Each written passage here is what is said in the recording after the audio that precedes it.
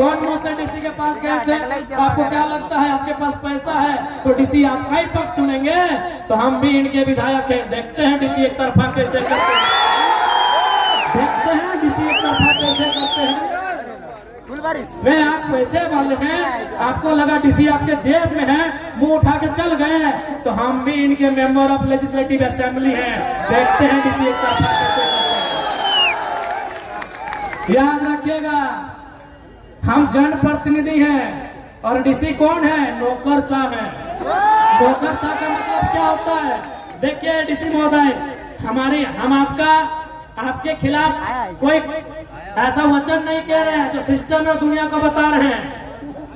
DC रहे चाहे SP रहे, वो नौकरशाह का पाठ होते हैं। आप जनता के सेवक हैं, हम जनप्रतिनिधि हैं, हम उनके प्रतिनिधि हैं। आप उनके सेवक हैं, हम उनके प्रतिनिधि हैं। प्रतिनिधि का मतलब क्या होता है मालूम है? नहीं मालूम है तो बता देते हैं।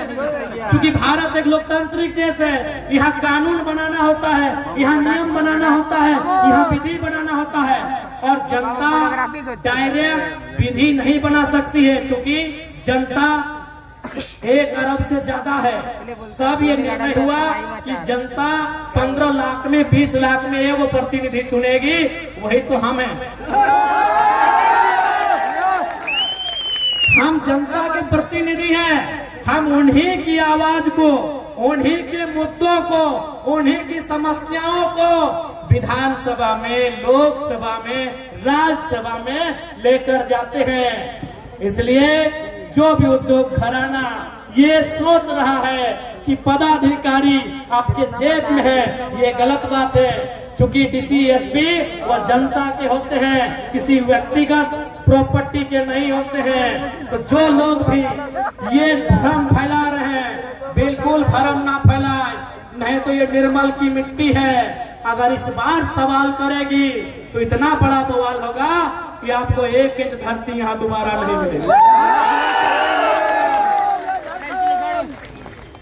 क्या कोल्हान की जनता अपने हक अधिकार के लिए नए उलगुलान के लिए तैयार है?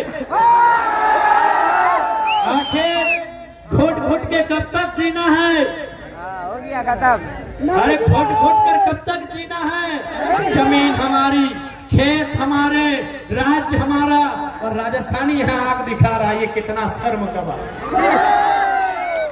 पहला बात, अब हमने राजस्थानी कहा तो इसका मतलब ये नहीं कि हम राजस्थान के खिलाफ है, हम उस राजस्थान के राजस्थानी के खिलाफ हैं जो फटाक से हमारे साथियों की शिकायत करने ऑफिसर के पास पहुंचा था।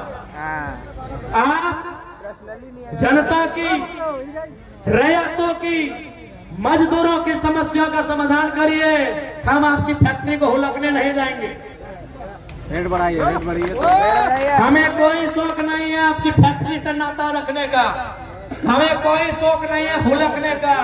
लेकिन अगर जनता की आवाज आई, अगर झारखंड के कोई एक व्यक्ति भी प्रताड़ित हुआ, तो आप अगर गोला बारूद भी लेके आएंगे तो हम सीना और सर लेके आएंगे। याद रखिए,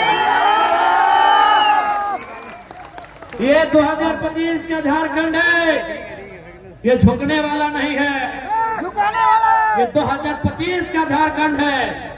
अब ये झुकेगा नहीं, झुकाएगा, पलटवार भी करेगा, आंख भी मिलाएगा, सवाल भी करेगा, और हलफ के बाहर से अपना जवाब भी लेके आएगा। बिल्कुल मैं स्पष्ट कह रहा हूँ। अब जाइए बंगाल होके आई, बिहार होके आई, वहाँ कंपनियों की क्या स्थिति है, वहाँ कंपनी क्यों नहीं जाना चाहती है, और झारखंड में कंपनियां तांडव करती है, क्योंकि इन्हें मालूम है कि इनके नेता खरीदे जाएंगे, इनके नेता बिक जाएंगे। तो कोई बात नहीं है, ये झारखंड की जनता है, जरूरत पड़े तो बिना नेता के भी लड़ लेती है। इनको लगता है कि हम तो विधायक जी को खरीद लेंगे। अरे अभी खासकर ये इतिहास रहा है, पीछे के दरवाजे में उनको एंट्री भी मिलता है, पीछे के दरवाजे से जाते हैं, अटैची लेके आते हैं। ये तो पुरानी परंपरा है, जाते हैं। उस परंपरा को भी तोड़ना है, उस व्यवस्था को भी तोड़ना है। ये चुनौती है और उस चुनौती को स्वीकार करते हैं। इसलिए आज कोल्हान की सरजमी में उपस्थित तमाम माताओं, तमाम बहनों, तमाम नौजवान साथियों, हमारी लड़ाई कभी गलत नहीं रही है। हमारी लड़ाई हक के लिए रही है, हमारी लड़ाई न्याय के लिए रही है, हमारी लड़ाई झारखंड की अस्मिता अस्तित्व के लिए रही है। और उसके लिए हम, अरे इनसे तो छोड़िए, सामने यमराज भी आके खड़े होंगे तो दो दो हाथ कर लेंगे।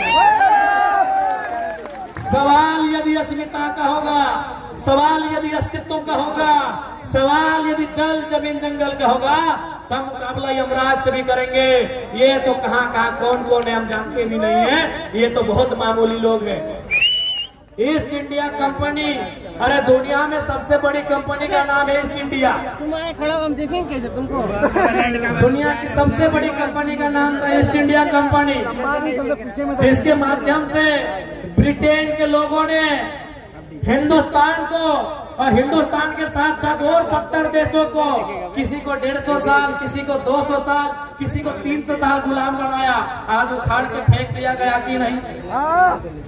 आज ईस्ट इंडिया कंपनी को उखाड़ कर फेंक दिया गया कि नहीं? फेंक दिया गया। तो इसीलिए कोई भी कंपनी वाले, मैं स्पष्ट कह दूं, बिल्कुल मैं आपके खिलाफ नहीं हूं, आपकी गलत नीतियों के खिलाफ हूं।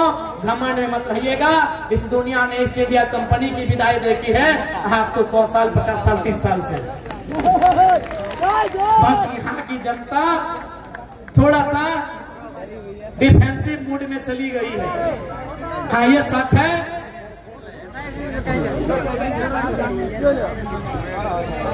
हाँ, ये सच है कि झारखंड की जनता थोड़ा सा डिफेंसिव मूड में चली गई है, क्योंकि हमने निर्मल के बहते हुए खून को देखा, हमने सांसद के रूप में सुनील महतो के सीने में लगी उतरी हुई 12 गोलियों को भी करीब से सुना। इसलिए हम मानते हैं कि हम विगत 20 सालों से डिफेंसिव हो गए हैं, तो इसका मतलब ये नहीं कि हम दोबारा एग्रेसिव नहीं हो सकते। हाँ, मानते हैं कि हमने समय के साथ कुछ पल के लिए समझौता कर लिया है। अब हम आंदोलन से, आक्रामकता से कभी कभी समझौता कर जाते हैं, लेकिन याद रखिएगा, सवाल यदि अस्तित्व से आके टकराएगा, सवाल यदि अस्मिता से आके टकराएगा, तो हम किसी से भी मुकाबला करने को तैयार हैं। तैयार है ना? ये आने वाले जेनरेशन के लिए लड़ाई है। आज आप देखिए, हमारा सोना झारखंड कहां है, किस हाल में है, किस परिस्थिति में है। ये लड़ाई, ये संघर्ष, ये आने वाले जेनरेशन के लिए है। आज हमारे रोजगार की स्थिति क्या है, आज हमारे किसानी की स्थिति क्या है, आज हमारे शिक्षा की स्थिति क्या है, आज हमारे स्वास्थ्य की स्थिति क्या है, आज हमारे झारखंडी भाई और बहनों की स्थिति क्या है। ये अस्तित्व की लड़ाई है। आप ऐसा नहीं है, आप पूरे भारत में चले जाएं, आप पूरे दुनिया में चले जाएं, हर एक जगह उद्योग बने हैं, हर एक स्थान पे कल कारखाने आए हैं, खुले हैं, लेकिन झारखंडियों के साथ जो दुर्व्यवहार हुआ है वो पूरी दुनिया में, ब्रह्मांड में किसी के साथ नहीं हुआ है। आज निर्मल दादा के साथ साथ हम गुरुजी को भी याद कर रहे हैं। कुछ ही दिन पहले गुरुजी हमारे बीच अलविदा कह के चले गए, लेकिन आज गुरुजी के बेटे माननीय हेमंत सोरेन जी मुख्यमंत्री के रूप में काबिज हैं। मैं लोकतंत्र के चौथे स्तंभ के माध्यम से माननीय मुख्यमंत्री को भी संदेश दूंगा, आपके दुख में पूरा राज्य दुखी है, आपके दुख में हम भी दुखी हैं, लेकिन जैसे ही अगला सदन चले, गुरुजी के सपनों के झारखंड को बनाइए। और गुरुजी का आंदोलन में प्रमुख था धान काटो डुगडुगी बजाओ। गुरुजी का प्रमुख आंदोलन था डुगडुगी बजाओ, डुगडुगी बजाओ। और जमीन अपना जो महाजन लोग लिया है, जमीन अपना जो सूदखोर लोग लिया है, जमीन अपना जो सामंत लोग लिया है, उससे जमीन ले लो। तो हेमंत दादा जो जमीन की कंपनी लिया है, जहां यूज नहीं हुआ है, 101 धारा के तहत वापसी करने का अधिकार राज्य सरकार का है, चुपचाप वापसी करा दी। धारा 101 के तहत यदि इस भूमि में परियोजना नहीं आई है, उस योजना का संचालन नहीं हुआ है और 5 साल से ज्यादा का समय बीत चुका है, उस जमीन में रैयत के पक्ष में राज्य सरकार धारा सेक्शन 101 के अनुसार भूमि वापस करा सकती है। जो लड़ाई गुरुजी की थी, जो